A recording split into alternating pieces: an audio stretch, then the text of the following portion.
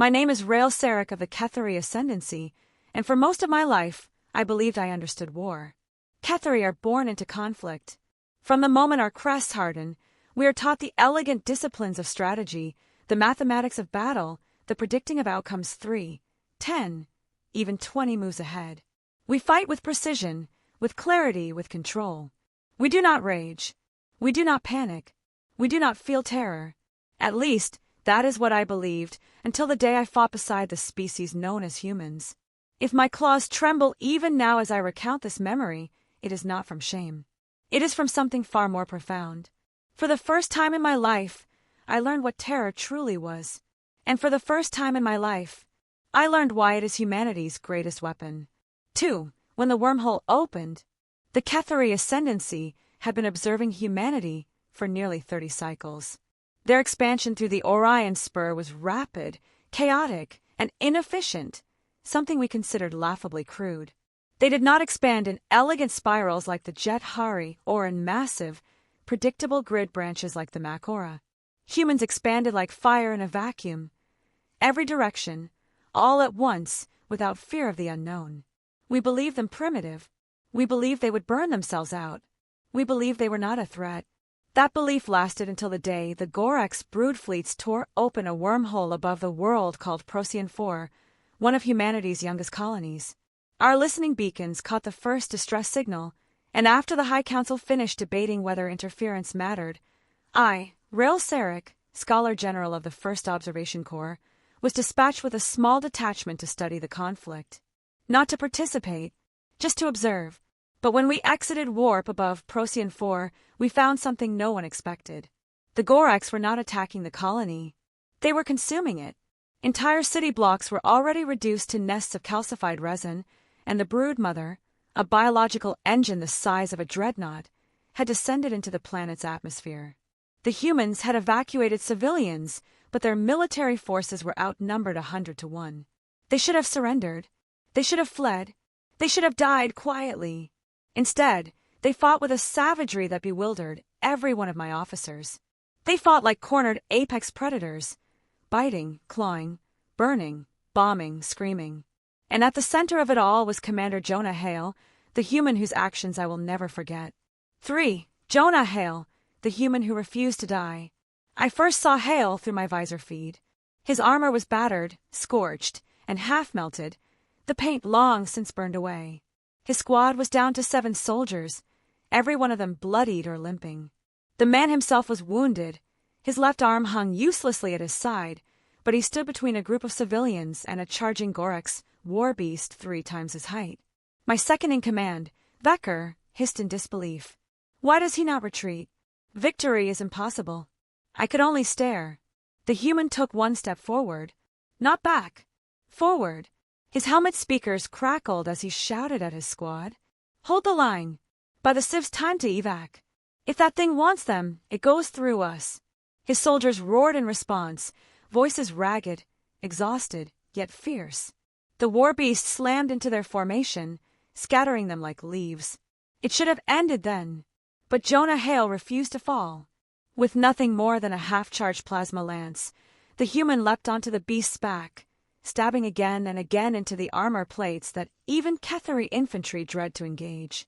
It was suicide. It was madness. It was... The beast collapsed. Hale rolled off its corpse, armor shattered, breathing hard. His squad dragged him up, and instead of resting, he pointed toward the next wave of approaching Gorax. "Round 2, he rasped. "Let's make them choke on their own blood." I remembered turning to my officers. "This," I said, "is why we study humanity." But I had no idea how much more there was to learn. 4. The fall of Procyon Ridge.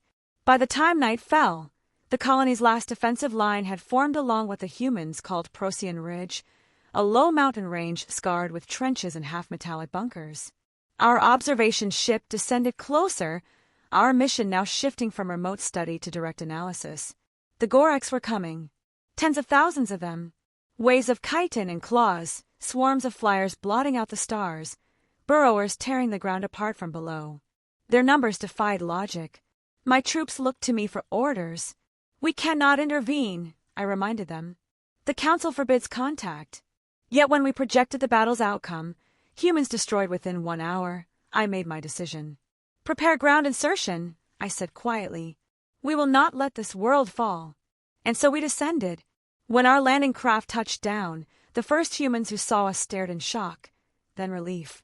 Reinforcements? One asked, tone ragged with exhaustion. No, I answered. Allies. Jonah Hale limped toward me, face streaked with dirt and blood. You picked one hell of a day to visit, he said, grimacing through the pain. I am Rael Sarek, I replied, Scholar General of the Cathari Ascendancy. He grunted. Jonah Hale. Commander. I'd shake your hand, but... He looked down at his useless arm. And we would likely break it, I responded. He laughed. Even then, on the brink of extinction, he laughed. Humans confuse me. When Terra learned my name, the brood fleets attacked at dawn. Not in ranks. Not in predictable lines. They came like a storm. Our Cathari defenses were overwhelmed instantly. The Gorex cut through our lines with brutal efficiency, their acid spit collapsing entire bunkers, their drones infesting our artillery arrays. I issued retreat signals, but the humans did not retreat. They advanced. Push them back! Hale roared, firing an overcharged rifle that should have been too damaged to function. Give no ground. I saw humans with limbs torn open continue firing. I saw them pull wounded comrades behind cover with one hand while shooting with the other. I saw them set themselves on fire to stop Gorex parasites from burrowing into their flesh, and then keep fighting. 20 times I thought they would break. 20 times they did not. But I, Rael Sarek, Scholar General of the Cathari Ascendancy, I broke. It happened when the brood mother herself descended. The sky turned black. The air trembled. The ground split open beneath her massive limbs. She towered over the ridge, 40 meters tall, plated in organic armor thicker than a destroyer's hull. Her screech shattered visors. Entire squads fell to their knees, including me. For the first time in my life, I felt terror so absolute it froze every muscle. My crest flattened. My heart's pounded. My limbs refused to obey. That is the memory that haunts me most. I, trained since hatching to never fear, collapsed. Hale saw it. He shoved me hard enough that I fell behind a boulder, just as a blast of acid vapor melted the air where my head had been. You freeze, you die, he shouted. Move! I cannot, I whispered. He grabbed my armor and hauled me upright with his one good hand. Listen to me, Rael, he growled, eyes wild and furious. Terror is fine. Terror is natural. What matters is what you do after. I cannot. Yes, you can. He shoved a detonator into my claws. You said your species studies humans. Then study this. Terror doesn't stop us. Terror drives us. Fear is fuel. Fear is focus. Fear makes us fight harder. He turned as the brood mother screamed again, shaking the ridge. Now get up, General. Because if you don't, every soldier here dies. And then he charged. Lone. Wounded. Against the brood mother. In that moment, humans terrified me far more than the Gorex. Because despite all logic, all reason, all instinct, Jonah Hale ran toward the monster, not away from it. I rose, and I followed. 6, the impossible charge, ***. Humans followed him too, hundreds of them, screaming battle cries that shook the ridge. They fired rockets, rifles, plasma coils, anything they had left. The brood mother unleashed a whirlwind of toxin clouds, crushing limbs and razor tendrils. Human after human fell. But each time one died, 3 more took their place. Not because they expected victory. Not because they were fearless. Because they were terrified and determined to ensure their terror meant something. We reached the brood mother's thorax chamber. Hale climbed onto a shattered gun emplacement, raising a signal flare to draw the beast's focus. It worked. The brood mother turned toward him. You wanted a fight? Hale shouted, voice shaking but loud. Come get it! She charged. He triggered the flare. Now! My Cathari forces and human survivors unleashed everything they had. The beast staggered, but did not fall. Hale looked at me, blood running down his face. Rael, detonator! I understood. I sprinted toward him, leaping across rubble, dodging tendrils. He tossed me a pack of fusion charges, his last reserves. I caught them and scaled the broodmother's limb, my claws sinking into chitin. Fear screamed at me to flee, but Hale's words echoed in my mind. Fear is fuel. I reached the thorax vent, shoved the charges inside, and slammed the detonator. The explosion tore the broodmother open from within. She collapsed with a shriek that shook mountains. The ground trembled as her massive body fell. Silence followed. Smoke drifted across the ridge. Then Hale's voice crackled over my comm. "You still alive, Rail?" "Yes," I answered softly. "Because of you." He chuckled weakly. "Good. Someone's gotta write the report."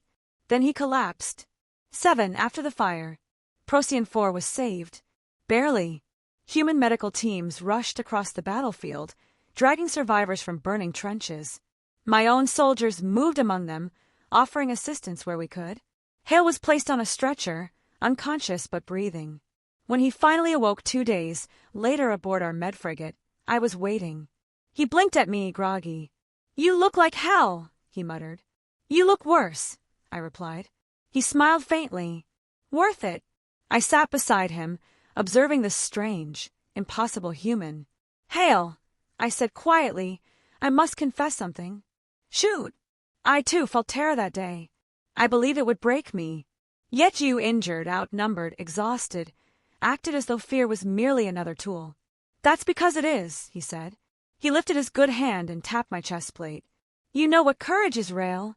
A lack of fear." "No," he said firmly. "Courage is doing your job even when you're scared out of your mind." I'd see. That's why humans are dangerous. Not because we're strong. Not because we're smart. But because even when we're terrified, we still run toward the screaming. He leaned back, eyes closing. "You wanted to know what makes humanity special. That's it." 8. Why humanity terrifies me.